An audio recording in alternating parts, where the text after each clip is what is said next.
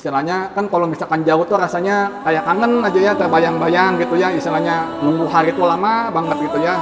Tapi kalau misalkan sudah bertemu kok kayak cepet gitu ya, misalnya sampai kadang bisa tidur. Assalamualaikum warahmatullahi wabarakatuh.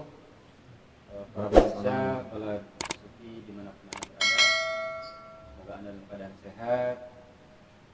Semoga kita semua, keluarga kita, anak kita, semua masyarakat kita tetap dalam perlindungan Allah Subhanahu Wa Taala. Amin.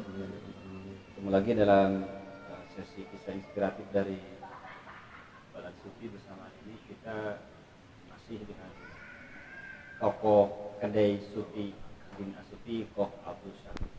Sehat kok? Alhamdulillah. Bagaimana kegiatan? Lancar?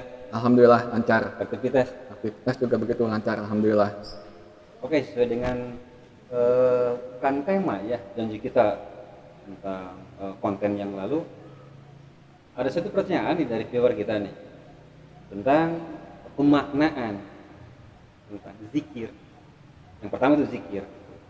Jadi kita komentar terbuka di channel kita nih. Iya. Tuh, ada yang mengajukan tentang masalah tentang zikir. Zikir dalam, ya menurut kita aja gitu. Apa pengertiannya zikir itu yang pertama? Yang mau ditelusuri. Zikir itu kan arti katanya kalau insya Allah ya, yang seperti saya dulu pelajari itu kan arti katanya kan mengingat ya. Iya. Artinya supaya kita itu ingat kepada yang menciptakan kita. Yaitu dengan caranya ya salah satunya itu bisa dengan apa itu bacaan tasbih, salah satunya ya sholawat, supaya kita itu akan senantiasa selalu dekat kepadanya. Moga-moga dengan banyaknya kita berzikir itu sampai timbulnya mahabbah, timbulnya rasa cinta yang benar-benar mendalam kepada yang menciptakan kita. Ya salah satunya itu yang dengan banyak-banyak berzikir. Tapi itu juga bukan dengan zikir saja ya, tapi dengan cara ya kita itu mengikuti istilahnya akhlak Rasulullah bagaimana. Ya salah satunya barangkali ya apa dari misalkan dari sholat sunnahnya. Masalahnya nggak bisa sih kalau hanya dengan berzikir saja, tapi kalau kita nggak menjaga adab itu nggak jalan. Dengan zikir, usaha, adab, akhirnya timbul mahabbah. Nah, andai kata misalkan dengan izin Gusti Allah kita timbul mahabbah ya, merasa gitu ya, itu juga nggak boleh. Kita itu nggak boleh merasa istilahnya mempunyai. Dan itu semua hakikatnya izin Gusti Allah. Kan kadang-kadang ada orang, kadang-kadang ya kalau yang misalkan merasa istilahnya abid ya, yang ahli ibadah, yang misalkan banyak sholatnya atau banyak zikirnya, kadang-kadang merasa mempunyai kelebihan. Itu kalau menurut saya pribadi ya, itu semua kan karena izin Gusti Allah ya, bukan karena dia yang berusaha gitu, tapi karena izin Gusti Allah yang menggerakkan anggota tubuh dia untuk bisa sholat, untuk bisa zikir. Justru kalau bisa dengan banyaknya dia beribadah itu semakin apa ya, kalau cek peribahasannya mah semakin merunduk lah.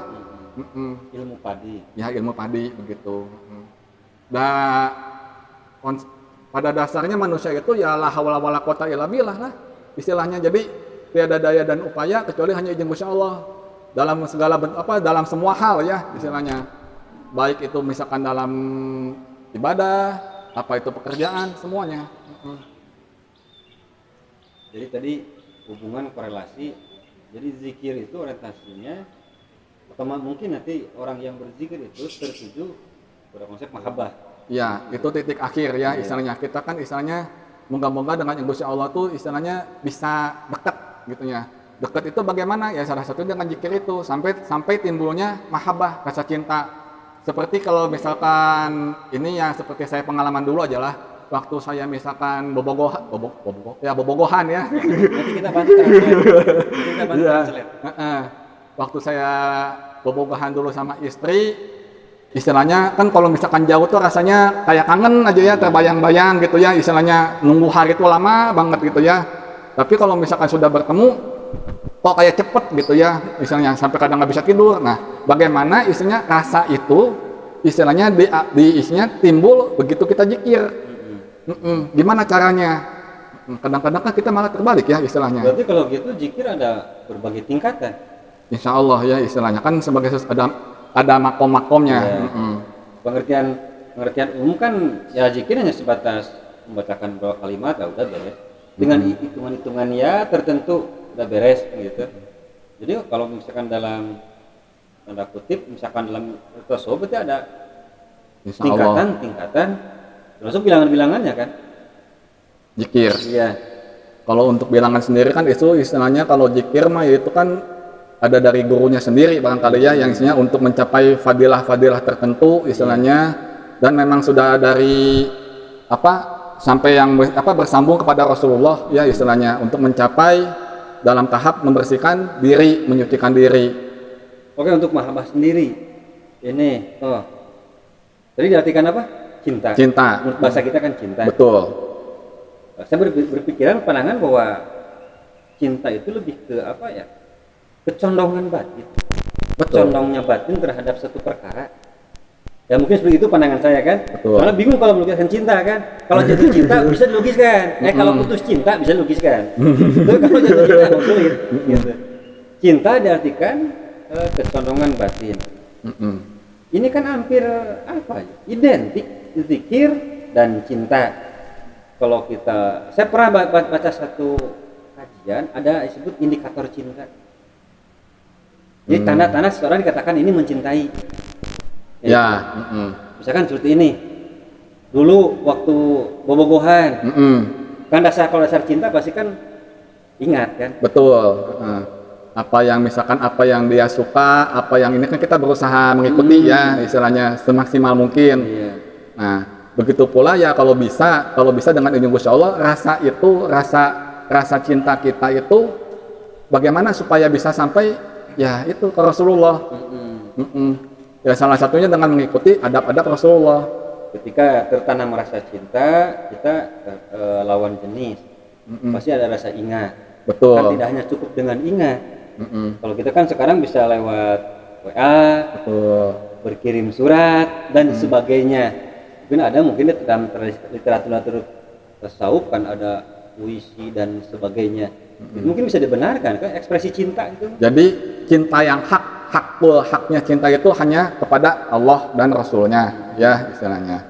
Hanya kalau misalkan kepada istri atau anak tuh istilahnya bias barangkali ya bayang-bayangnya gitu ya.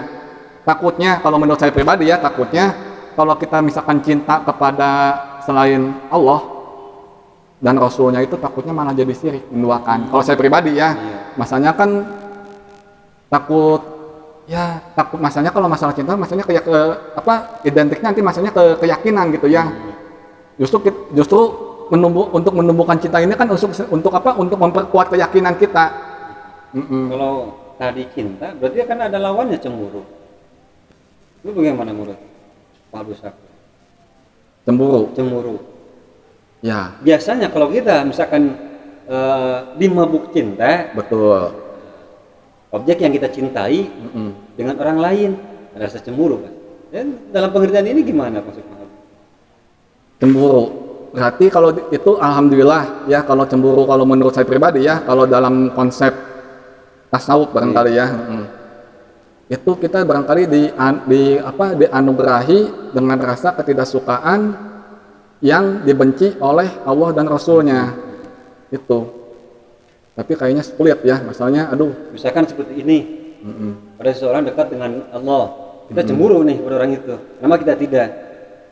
Itu efek mungkin dari zikir kan? Iya, alhamdulillah. Jadi efek dari mahabbah itu banyak mengingat. Kita dengan riyadoh ya, dengan banyaknya zikir, isinya dengan banyaknya doa, moga-moga dikaruniai rasa mahabbah. Jadi mahabbah itu bukan timbul kalau menurut saya pribadi. Ya salah satunya dengan timbul istilahnya riyadoh itu dengan kita usaha, tapi itu juga rahmat ridho Allah, bukan karena usaha kita ya. Jangan karena merasa kita sudah banyak zikir, lantas misalkan adab diperbagus, timbullah mahabbah tuh. Kalau menurut saya pribadi ya, nggak tahu kalau benar apa enggaknya. Itu salah satu rahmat ridho Allah gitu. Jadi tadi mahabbah cinta, pasti kalau cinta banyak ingat. Yang keduanya otomatis kalau cinta ada cemburu kan. Betul. Kalau kita cinta, kita analogikan ke manusia lah. Pasti ada pengorbanan. Pasti, mesti, wajib. Dulu kan pernah apel. Iya. Mau hujan mau panas sih datang. Iya. Martabak kecil mertua. Kan seperti itu pengorbanan. Dalam pengertian tasawuf sendiri itu bagaimana mahabbah pengorbanan? Apa yang kita korbankan? Banyak istilahnya. Isinya dari segi waktu kan kita otomatis ya, isinya dari perlu waktunya berzikir, isinya menyendiri, menjauh dari kehidupan manusia, ya istilahnya di hati itu kita berusaha sekuat sebisa mungkin dikhususkan menghadap kepada Allah dan Rasulnya, mengikuti apa yang Rasulullah sukai, itu ya istilahnya. Itu pengorbanan. Tapi kalau kita sudah cinta, pengorbanan itu bukan menjadikan suatu beban, malah menjadi suatu kenikmatan. Sampai istilahnya, ya Allah, Rasulullah istilahnya yang makhluk termulia, cinta sama Allah itu kan sampai sholat aja, itu ya sholat aja dari Isya sampai subuh aja nggak berhenti kan, sholat sunnahnya itu karena faktor cinta kan. Itu apa bisa kita ke situ.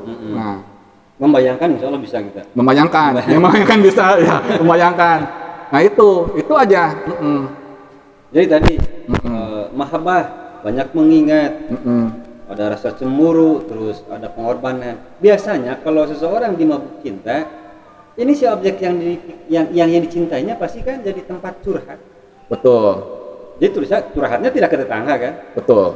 Kalau kita ke istri, ke calon istri, dalam pandangan tadi mahabbah, curhat kita kepada Allah, kepada Allah dan Rasulnya itu melalui ya zikir itu dan salawat. Kalau misalkan untuk mengingat Rasulullah ya mulai banyak salawat isinya. Seperti kita misalkan kalau misalkan kita cinta kepada istri ya, kita kan banyak menyebut-nyebut namanya, mengingat-ingat istilahnya. Begitu juga istilahnya kalau kita benar-benar cinta kepada Allah dan Rasulnya, pasti kita berusaha segala upaya, baik itu dalam pikiran, perbuatan, istilahnya mengingat apa yang Allah suka, apa yang Allah benci.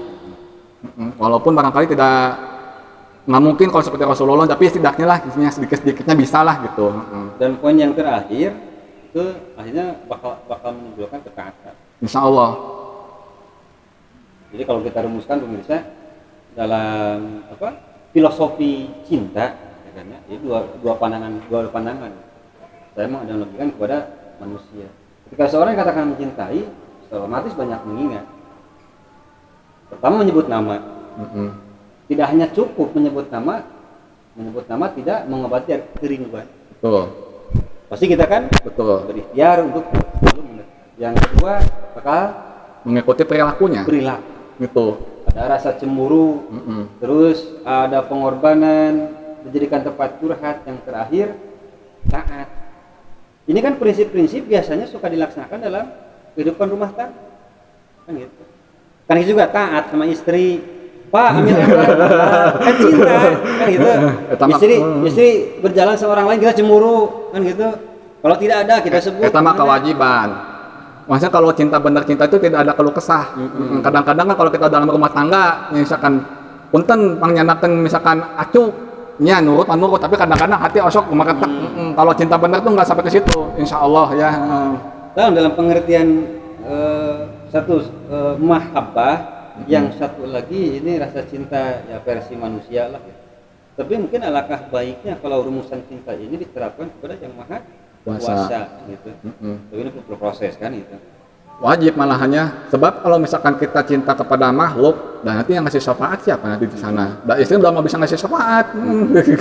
Tapi tetap sieun pemajikan mah kata. Jeung kan lagi mancing misalkan. Pulang mangga kan gitu. Tapi kalau Allah yang menyeru gitu kan, sampai masih 5 menit lagi kan. Gitu. Ya mudah-mudahan tentang sekilas obrolan tentang mahabbah ini bisa merefreshkan kembali jiwa-jiwa kita. Dan sebagai penutup, jadi cintai yang wajib dicintai. Nah, itu kan ya, sebagai penutup, dicintai yang wajib dicintai. Untuk Anda semua yang belum subscribe, share sebanyak-banyaknya channel Balad Sufi ini. Akhirul kalam, assalamualaikum warahmatullahi wabarakatuh.